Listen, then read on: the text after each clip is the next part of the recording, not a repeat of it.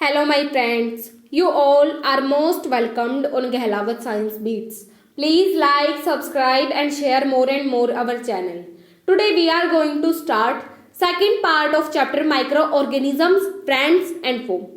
आज का जो हमारा टॉपिक रहेगा वो रहेगा harmful microorganisms, nitrogen cycle, nitrogen fixation. इन सभी टॉपिक्स को हम इस वीडियो में कवर करने वाले हैं। हमारी प्रीवियस वीडियो में हमने फ्रेंडली माइक्रो ऑर्गेनिजम्स के बारे में पढ़ा था, यानी कि जो माइक्रो ऑर्गेनिजम्स होते हैं वो ह्यूमन बींग्स की लाइफ को मेंटेन करने में कैसे हेल्प करते हैं। आज का जो हमारा टॉपिक है वो है हार्मफुल माइक्रो ऑर्गेनिजम्स, यानी कि जो माइक्रो ऑर्गेनिजम्स होते हैं वो ह्यूमन बींग्स के अगेंस्ट में कैसे वर्क करते हैं। सबसे पहला जो हमारा पॉइंट है वो है disease causing micro organisms in humans. अब जो माइक्रो ऑर्गेनिजम्स होते हैं बहुत सारी डिजीज को प्रमोट करते हैं ह्यूमन बींग्स के अंदर, और इनको हम क्या बोलते हैं, पैथोजेंस बोलते हैं। जितने भी डिजीज कॉजिंग माइक्रो ऑर्गेनिजम्स होंगे उन्हें हम क्या बोलेंगे, पैथोजेंस। ये पैथोजेंस होते हैं ये या तो एयर के द्वारा, फूड के द्वारा, या फिर अगर हम इन्फेक्टेड पर्सन के कॉन्टेक्ट में चले गए उससे हमारी बॉडी के अंदर पैथोजेंस एंट्री मार लेते हैं और फिर डिजीज को कॉज करते हैं। Disease causing microorganisms are called pathogens. Pathogens enter our body through air, water, food और transmitted by direct contact with infected person. These promotes communicable disease and disease by carriers. सबसे पहले हम देखेंगे communicable disease. ये communicable disease क्या होती है, अगर हम किसी इन्फेक्टेड पर्सन के कांटेक्ट में गए, जो भी डिजीज उस इन्फेक्टेड पर्सन को है, अगर वो डिजीज बहुत इजीली हेल्दी पर्सन में भी ट्रांसमिट हो जाए, हमारे अंदर भी वो डिजीज आ जाए, या तो डायरेक्ट कांटेक्ट के द्वारा अगर हमने उस पर्सन के साथ हैंडशेक किया तो जो भी डिजीज उस पर्सन को है वो हमें भी हो सकती है, या फिर अगर हमने उसके साथ पानी पी लिया, फूड खा लिया, कुछ भी इन्फेक्टेड फूड खा लिया तो वो डिजीज हमें भी हो जाए, उन्हें हम क्या बोलते हैं, communicable disease. Example cholera, common cold, chicken pox और रिसेंटली जो डिजीज चल रही है कोविड-19, ये सभी किसके एग्जाम्पल है, कम्युनिकेबल डिजीज के एग्जाम्पल है। Disease by carriers. कैरियर्स का मतलब क्या होता है, यानी कि कोई ऑर्गेनिज्म, जैसे कि कोई इंसेक्ट ले लो, किसी पर्टिकुलर डिजीज को कैरी कर रहा है, उन्हें हम क्या बोलते हैं, disease by carriers. Some animals and insects act as carriers of disease. Example, female Anopheles mosquito is carrier of malaria. अब जैसे कि एग्जाम्पल ले लो, फीमेल एनाफेलस मॉस्किटो, ये किसको ट्रांसमिट करती है, मलेरिया को ट्रांसमिट करती है। अगर किसी पर्सन को मलेरिया है, उसको फीमेल एनाफेलस ने बाइट किया, उस पर्सन को मलेरिया हो गया। अगर उसी मॉस्किटो ने फिर हेल्दी पर्सन को भी बाइट कर लिया तो जो हेल्दी पर्सन है उसमें भी मलेरिया का ट्रांसमिशन हो जाएगा। तो ऐसे जो पर्टिकुलर इंसेक्ट ले लो या फिर कोई एनिमल हो जो भी उसे ट्रांसमिट करे किसी पर्टिकुलर डिजीज को, उन्हें हम क्या बोलते हैं, disease by carriers. Some common human disease caused by microorganisms. अब जो ये माइक्रो ऑर्गेनिजम्स होते हैं ये ह्यूमन बींग्स में बहुत सारी डिजीज को प्रमोट करते हैं, बहुत सारी डिजीज को स्प्रेड करते हैं। उनके नाम कुछ इस प्रकार है। ये टेबल जो है बहुत इंपॉर्टेंट टेबल है, प्लीज इसको आप अच्छे से रिमेंबर कर लो। नेक्स्ट जो हमारा टॉपिक है वो है disease causing micro organisms in animals. अब जो ये माइक्रो ऑर्गेनिजम्स होते हैं ये बहुत सारी डिजीज को कॉज करते हैं एनिमल्स में भी। जैसे कि एग्जांपल ले लो एंथ्रेक्स। जो ये एंथ्रेक्स डिजीज है ये ह्यूमन बींग्स में भी पाई जाती है और एनिमल्स में भी पाई जाती है। ये बहुत डेंजरस डिजीज होती है ह्यूमन बींग्स की भी और एनिमल्स की भी। और कौन कॉज करता है, इनका कॉजल ऑर्गेनिज्म बैक्टीरिया होता है। Some microbes causes disease in animals. Example, anthrax is a dangerous human and cattle disease caused by bacteria. Next हम देखेंगे disease causing micro organisms in plants. अब जो माइक्रो ऑर्गेनिजम्स होते हैं ये प्लांट्स में भी बहुत सारी डिजीज को कॉज करते हैं। अगर क्रॉप हमारे फील्ड में कोई भी डिजीज आ गई तो फार्मर्स क्या करते हैं, उससे बचने के लिए अपने खेतों में बहुत सारे केमिकल्स को स्प्रेड करेंगे, बहुत सारे केमिकल फर्टिलाइजर्स का यूज करते हैं उन माइक्रो ऑर्गेनिजम्स को किल करने के लिए। अब अगर हमारे खेत में कोई बीमारी आ गई तो वो जो बीमारी होती है, वो डिजीज होती है, हमारी क्रॉप की क्वालिटी को तो इफेक्ट करेगी ही करेगी, साथ ही साथ हमारी क्वांटिटी पे भी बहुत इफेक्ट पड़ता है। इसीलिए हमें उन माइक्रो ऑर्गेनिजम्स को किल करने की जरूरत होती है। इसीलिए फार्मर्स बहुत सारे केमिकल फर्टिलाइजर्स का यूज करते हैं अपने खेतों में। In plants, some disease causing microbes reduce yield of crops. These can be controlled by use of certain chemicals which kill the microbes.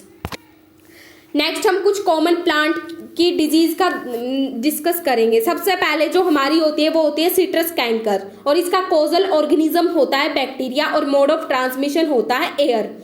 Next जो हमारी डिजीज होती है वो होती है rust of wheat. Rust of wheat का causal organism होता है फंगाई और मोड ऑफ ट्रांसमिशन होता है एयर या फिर सीड्स। अगर हमने सीड्स ही ऑलरेडी डिजीज लिए हैं तो हमारी क्रॉप तो ऑब्वियसली डिजीज ही मिलेगी।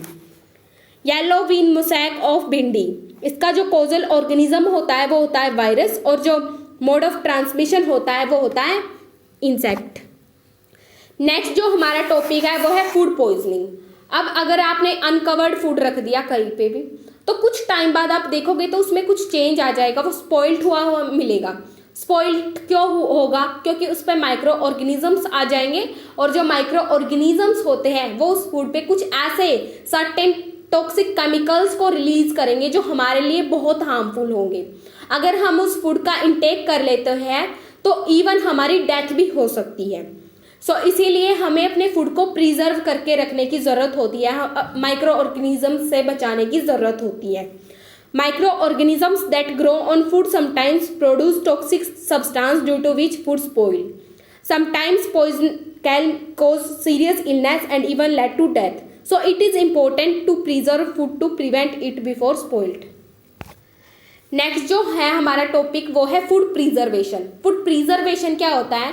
माइक्रो ऑर्गेनिज्म से अपने फूड को बचाना लॉन्गर टाइम के लिए। उस प्रोसेस को हम क्या बोलते हैं? फूड प्रिजर्वेशन बोलते हैं। The process by which food items are treated to prevent their spoilage for long period, it is known as food preservation. और जिन भी सब्सटेंसेस का हम फूड प्रिजर्वेशन प्रोसेस के लिए यूज करते हैं उन सब्सटेंसेस को हम क्या बोलते हैं? प्रिजर्वेटिव्स बोलते हैं। The substances used for preservation of food are called preservatives. Next हम देखेंगे मेथड्स ऑफ फूड प्रिजर्वेशन। अपने फूड को प्रिजर्व करने के लिए हम किन किन मेथड्स का यूज करते हैं? सबसे पहला जो हमारा मेथड है वो है केमिकल मेथड्स। केमिकल मेथड में क्या होता है? हम सर्टेन केमिकल्स का यूज करते हैं अपने फूड को लॉन्गर टाइम के लिए सेफ रखने के लिए। जैसे कि आपने घरों में देखा होगा, मम्मियाँ जब भी अचार डालती है तो क्या करती है? ऑयल्स का यूज करती है और साल्ट्स का यूज करती है। वो ऐसा क्यों करती है? क्योंकि ऑयल और साल्ट जो होते हैं ये बैक्टीरिया की ग्रोथ को रोकते हैं। बैक्टीरिया लंबे टाइम तक ग्रो नहीं कर सकता, इसीलिए ऑयल और साल्ट को एज अ प्रिजर्वेटिव यूज किया जाता है। Salts and edible oils are common chemicals used to check growth of microorganisms. We add salt or acid preservatives to pickles to prevent attack of microbe. Sodium benzoate and metabisulfate are common preservatives used in jams.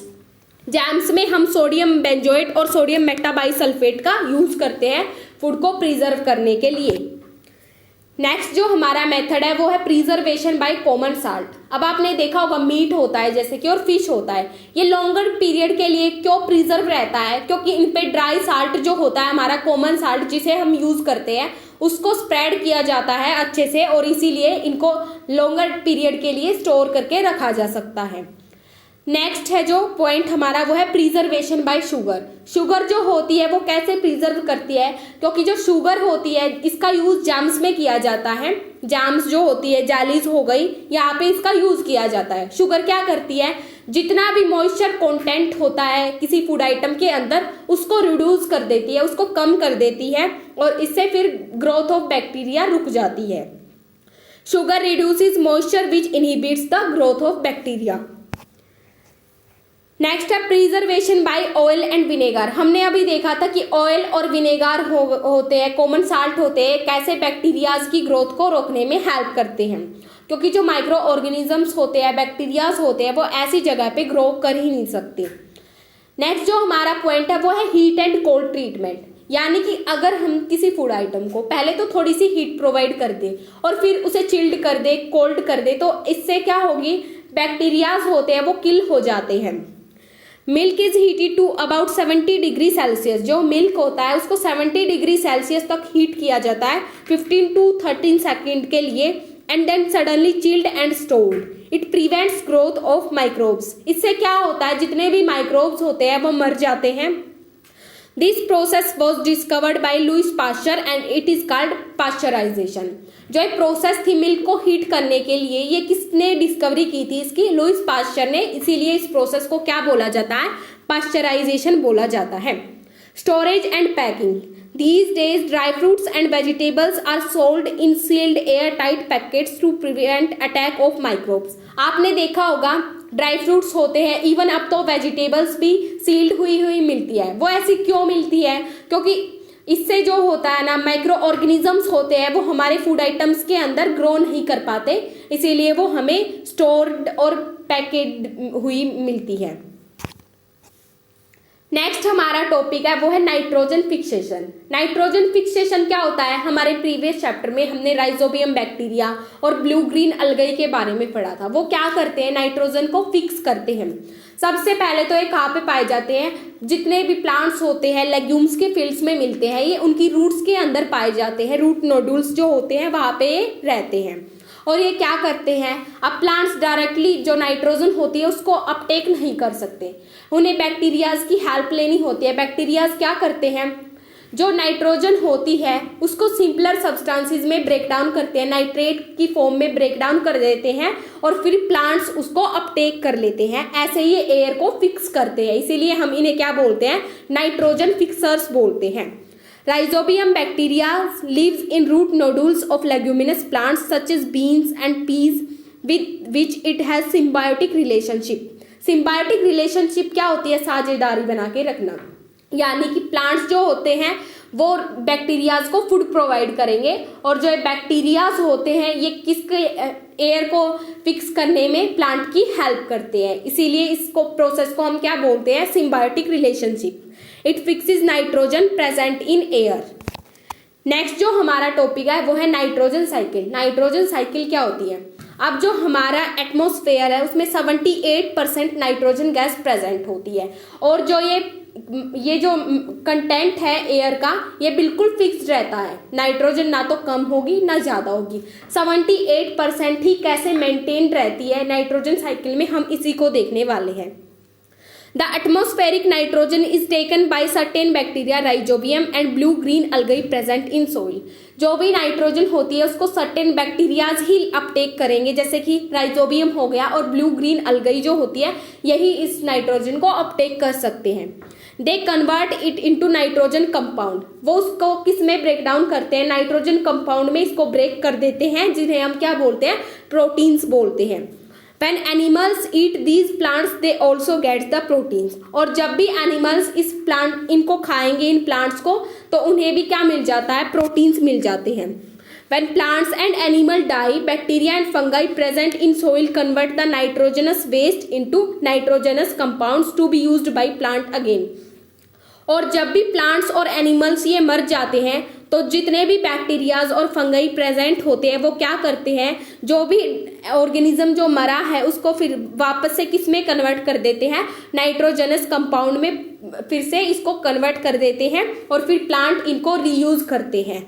Certain bacteria convert some part of nitrogenous waste into nitrogen gas. और बहुत से bacteria जो होते हैं वो इन waste को फिर किस में कन्वर्ट कर देते हैं? दोबारा से फिर से नाइट्रोजन गैस में कन्वर्ट कर देते हैं। और ऐसे जो हमारी साइकिल होती है नाइट्रोजन साइकिल, ये मेंटेन रहती है, कॉन्स्टेंट रहती है।